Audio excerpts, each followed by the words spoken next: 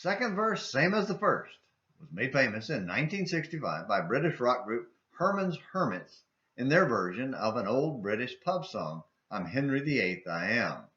Herman of Herman's Hermits would shout it out between the verses of the short song, which was basically the same verse sung twice. As today's Saturdays in the Psalms on Morning Minutes in the Bible moves to Psalm 10, it would be fitting to shout second verse, same as the first, because it's so similar to Psalm 9. In fact, the Septuagint, an ancient Greek translation of the Bible, actually combines them as one psalm. Speculation runs rampant as to why, but it seems they're so similar, many scholars thought it was literally the second verse of Psalm 9. Ultimately, we'll never know. There are no divinely inspired prophets to answer the question here on earth, and it won't matter for those who get to heaven. I mean, seriously, assuming I make it to heaven, this question won't make the list. And why would it be on yours? Both Psalms wrestle with the unfairness of the wicked seeming to prosper, but end with trust in God to judge rightly.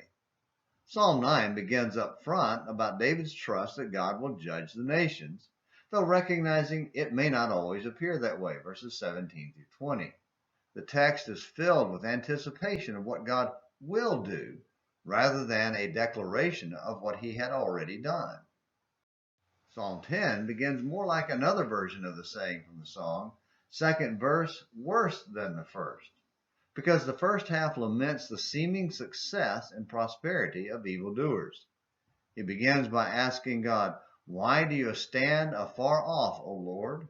And then lists the many ways the wicked seem to prosper. Verses 5 and 6 say, his way prosper at all times. Your judgments are on high out of his sight. As for all his adversaries, he snorts at them. He says to himself, I will not be moved. Throughout all generations, I will not be in adversity. Verse 11 concludes with the wicked man's arrogant boast. God has forgotten. He has hidden his face. He will never see it.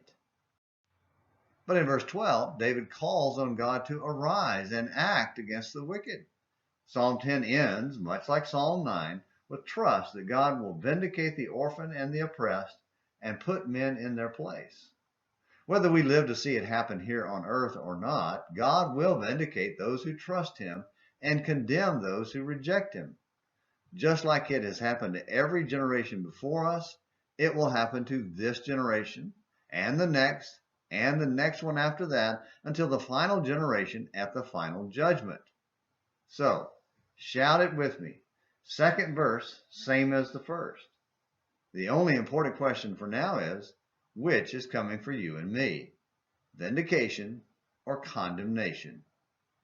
Thank you for watching today's Saturdays in the Psalms on Morning Minutes in the Bible.